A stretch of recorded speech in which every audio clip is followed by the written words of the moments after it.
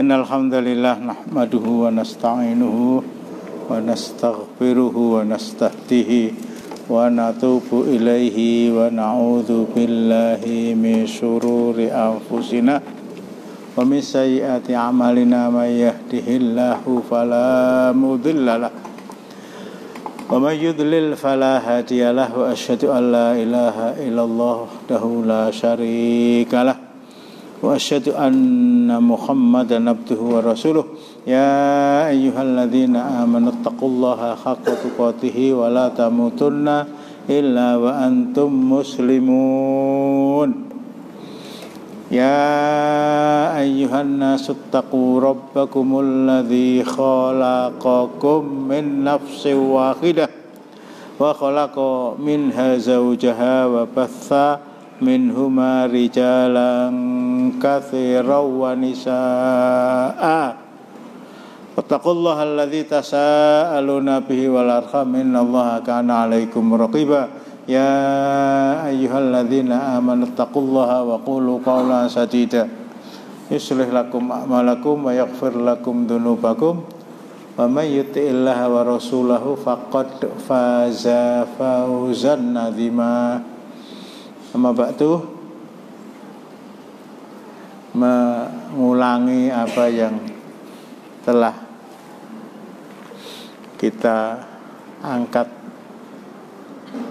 hari Senin yang lalu, hadis sahih kullu mauludin yulatu alal fitrah fa abawahu yuhawwidanihi aw yunassiranihi aw yumajjisanihi. Setiap bayi yang lahir dalam keadaan fitrah,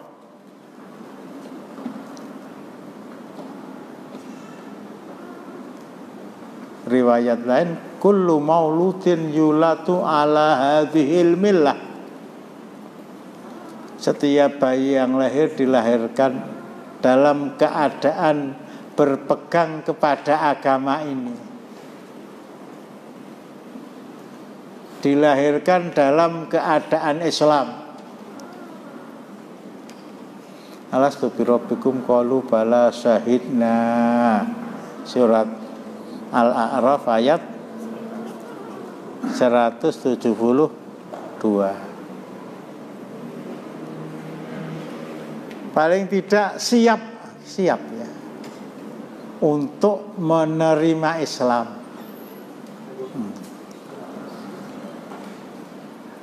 Nah di sini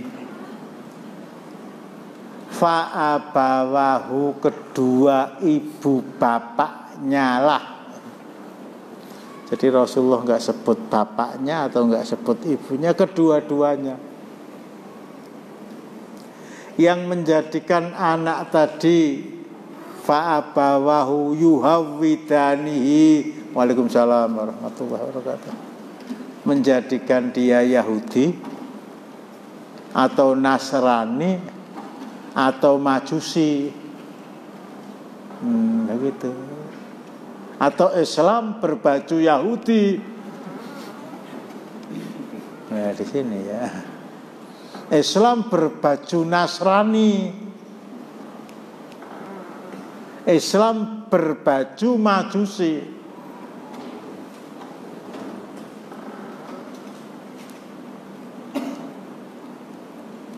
Kalau bapaknya Yahudi, ibunya Yahudi, anaknya Yahudi, ya memang itu yang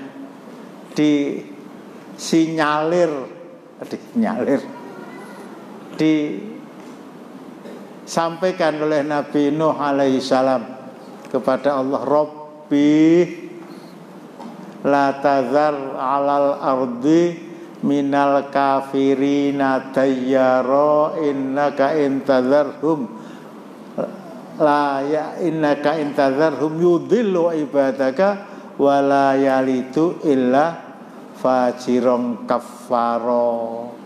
Saya berkali-kali mengingatkan, dan ketika membaca ayat ini, Masya Allah, semak gerak gitu ya. Ya Allah, jangan Engkau beri kesempatan kepada seorang kafir pun untuk hidup di atas bumimu. Wah, kalau diijabahi oleh Allah Subhanahu wa ta'ala hari ini, berarti yang akan dimatikan oleh Allah sesuai dengan doa Nabi Nuh itu sekitar 6 miliar penduduk bumi itu, di atas 7 miliar, sementara yang Islam itu 1, sekian, yang 6, sekian itu kafir. Lah yang 1, sekian yo Syiah nggumo, yo Syiah ira, yo ingkaru sunahnya Mbah Min, yo sing salat sedina sok salat sok ora, ning sing cetha setahun ping pindho.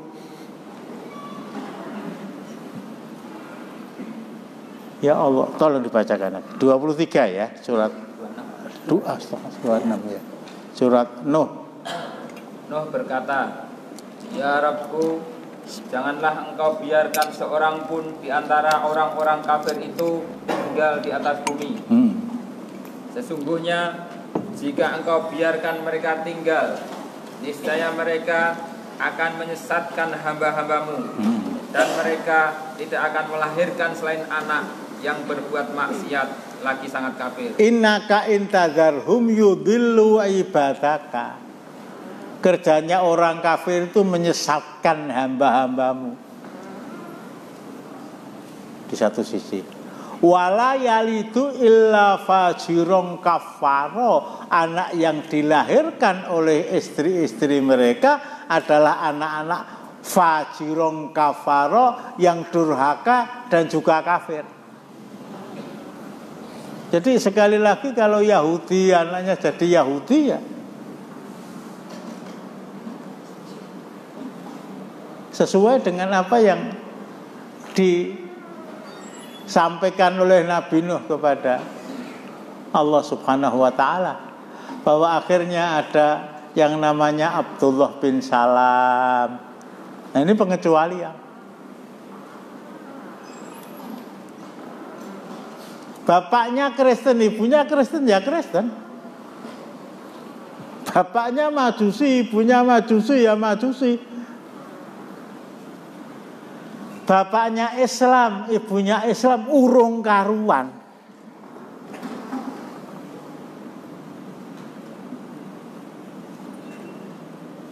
Jadi apa yang saya sampaikan malam Senin kemarin, anak lulus SD, apalagi ya, anak lulus SMP dilebokke nyang SMA negeri. Apa ya mesti? Oh, belum tentu. Belum tentu. Bapaknya Abdullah bin Salam itu Yahudi, ibunya juga Yahudi.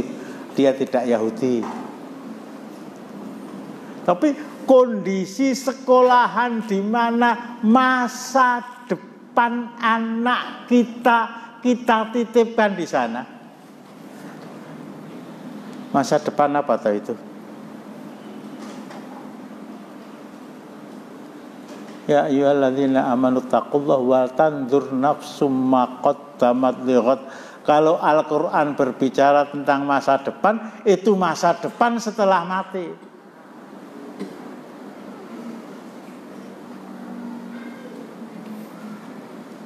Gantungkan cita-cita kamu. Waalaikumsalam warahmatullahi wabarakatuh. Setinggi langit, sejajar dengan bintang kejora. Cita-cita apa itu? Hah? Apa?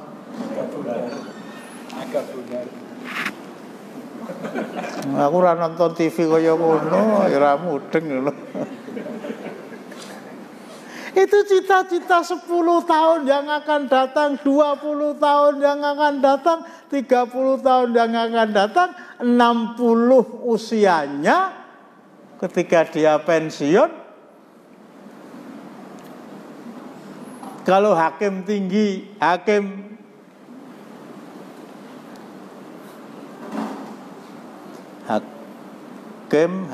tinggi di atas hakim tinggi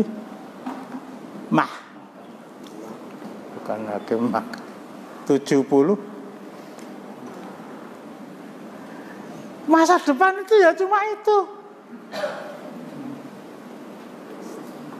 Sementara kematian bagi seorang mukmin itu awal dalam, ya orang kafir juga ya. Kematian orang ya muslim ya kafir, kematian seseorang itu awal meniti masa depan.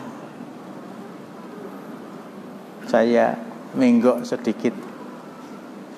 Kita ya. Jadi kita itu saya maksudkan ya, mudah-mudahan tidak sebagai orang per orang, tidak sebagai pribadi.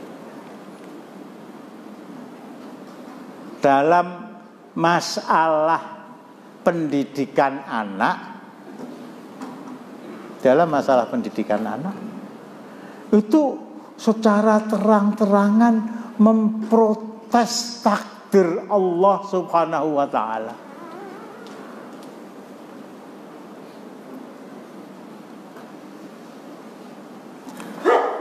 Keduniaan ini pada dasarnya sudah final.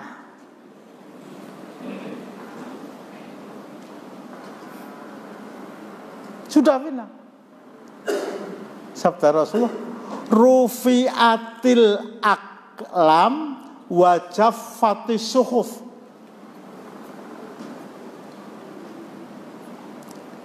Takdir yang ditulis dalam Lauhul Mahfuz ya, oleh Allah Subhanahu wa ta'ala tentang dunia kita. Orang ngopol Pak. Ngoworan orang digolek ya ora eneng kok.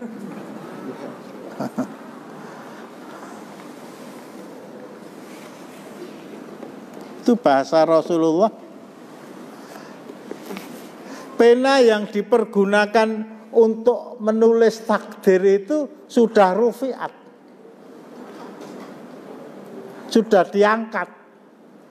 Kalau balpen ya ora eneng.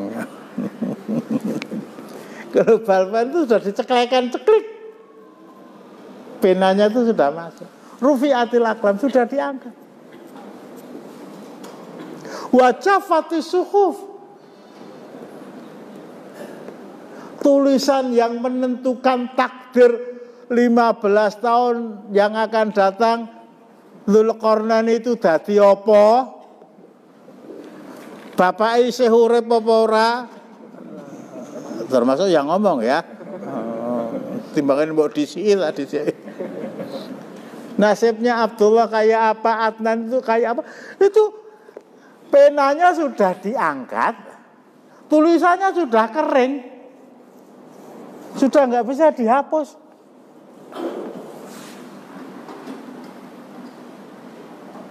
Justru ini yang membuat kita, Masya Allah ya, bahasa orang Jawa itu kemecer.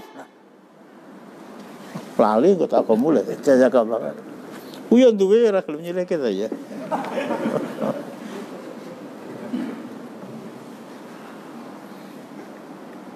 Anakku harus lebih pandai dari saya, bagus. Tapi kalau Quran, kalau Rasulullah berbicara tentang ilmu, mesti ulumuddin.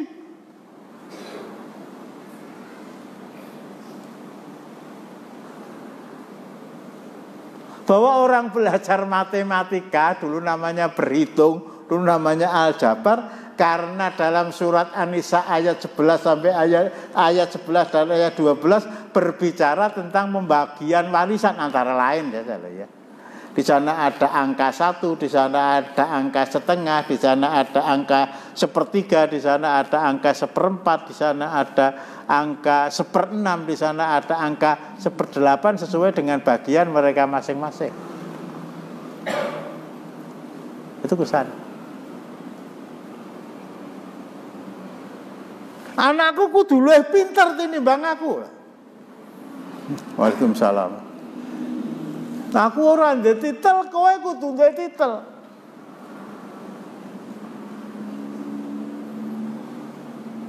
Anakku harus lebih kaya dari saya. Coba ini muhasabah kepada orang mudeng lah. Ya Pak Abdul Rahim, Pak Agus, Abu Habib, Abu Walid. Iki sih Joko Adnan ya. Ya saya sendiri.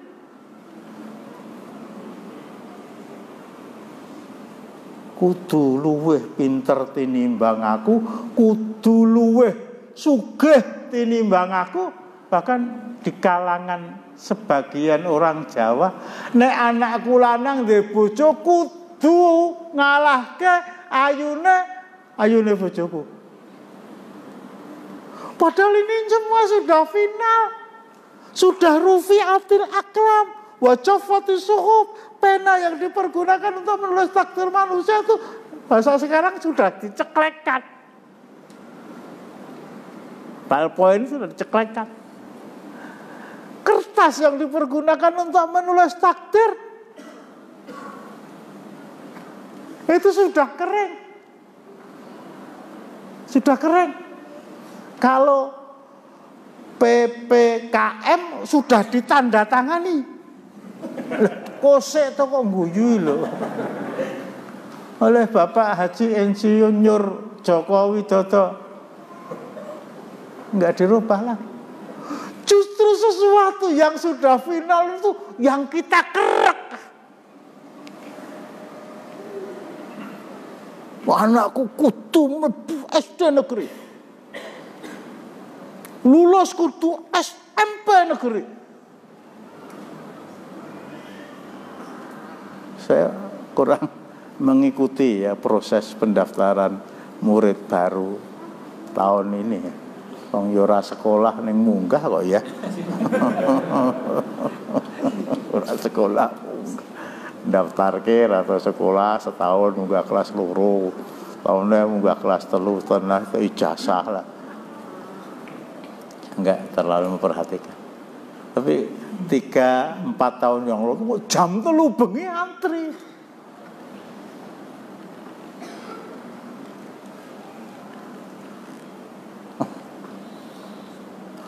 Betul-betul. Bahkan sampai karena ingin sekolahnya SMP itu di Solo, padahal KTP-nya Sedah Romo, Kartosuro, desa. Podo ngono.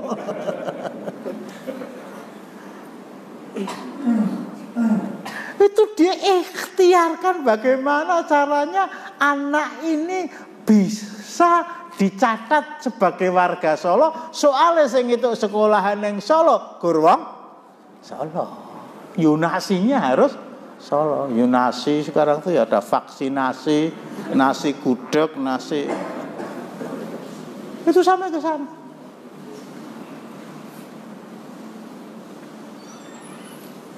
Waalaikumsalam.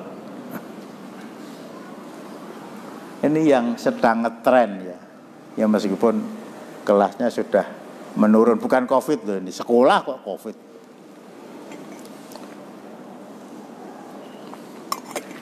SMK.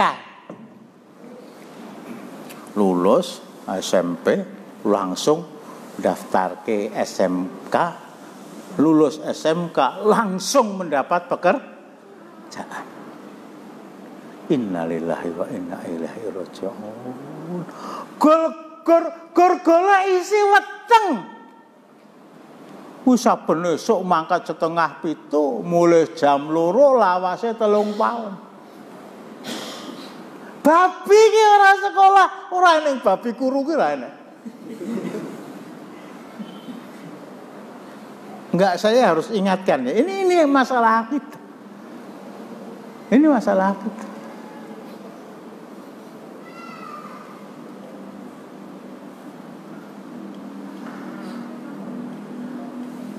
Dunianya manusia. Kita semua sejak lahir sampai meninggal itu sudah dicatat. Tadi sudah rufiatil aqlam.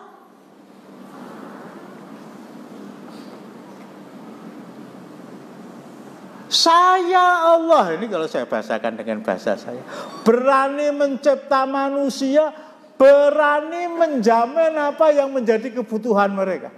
Sudah sering saya angkat. Saya Allah berani menciptakan manusia. Apa yang dibutuhkan manusia? Yang dibutuhkan manusia cahaya, saya beri matahari. Yang dibutuhkan manusia apa? Udara, saya beri udara, saya tempatkan mereka di bumi. Inni ja'ilu fil ardi khalifah. Yang dibutuhkan oleh mereka apa? Air, saya beri air.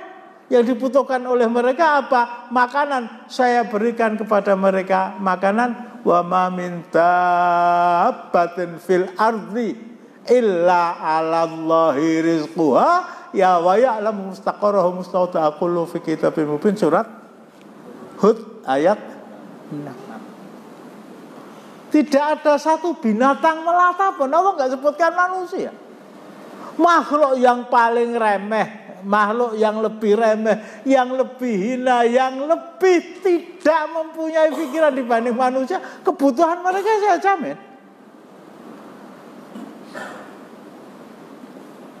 Tolong baca. Dan tidak ada suatu binatang melata pun di bumi, melainkan Allah lah yang memberi rezekinya, dan Dia mengetahui tempat berdiam binatang itu dan tempat penyimpanannya. Semua tertulis dalam kitab yang nyata, yaitu Lauhul Mahfuz. Orang punya hajat ya, mantu lah gitu. Sing diundang wiro 50, kok 50 lockdown. Kemarin saya ketemu beliau di Masjid Merdeka. Kamu iso mangga? Jawabnya gimana? Iso mangga? Enggak, iso main kok iso mangan? Iso mangan. Iso lah. Tidak ada satu, waalaikumsalam warahmatullahi. Tidak ada satu binatang melata pun kecuali aku Allah yang menjamin rezeki. Saya berani menciptakan manusia, berani menjamin apa yang mereka butuhkan. Orang berani ngundang tamu untuk mantenan, apalagi nggak amplop ya. Allah nggak diberi amplop saja. Dia sediakan kok itu. Ada teh, ada snack, ada sop, ada nasi, ada buah. Oh, akhirnya urung rampung diparani Satpol PP kon bubar, salahmu. Ini sekali lagi ya, masalah dunia itu sudah final. Ora usah dioyak-oyak. Justru itu yang kita oyak-oyak. Orang menyekolahkan anak apa tujuannya? Biar lebih pinter dari saya, bagus. Biar bertitel sarjana tidak seperti saya, silakan. Tapi biar lebih kaya, biar rumahnya lebih bagus, biar kendaraannya lebih mahal, biar istrinya lebih cantik. Ini semuanya masalah dunia, ini semua adalah sesuatu yang oleh Allah sudah selesai, rampung. Justru itu yang kita ungkit-ungkit. Tadi saya sebutkan ya, SMK 2-3 tahun yang lalu ngetren betul. Lulus langsung kerja. Masa ngoyak isi weteng we ngantek kaya ngono. Saya punya teman yang namanya SMK, sekolah didirikan untuk mengangkat mereka menjadi buruh-buruh. Itu apa? Bukan sekolahan budak. Saya nggak jawab itu. Lah antum yang bisa jawab. Mencipta anak yang dilahirkan dalam keadaan merdeka. Merdeka. Itu akhirnya dia harus patuh kepada seseorang hanya diiming-imingi blonjo sesasi kira-kira itu. Nggak ada ya yang jadi, nggak ada yang jadi budak, orang yang nyambung lagi. Ya, bahwa iming-iming itu kamu harus kerja sesuai dengan aturan yang telah kita buat, dan aturan itu meskipun tidak nyar'i tetapi juga tidak bertentangan dengan syariah. Nah, silakan.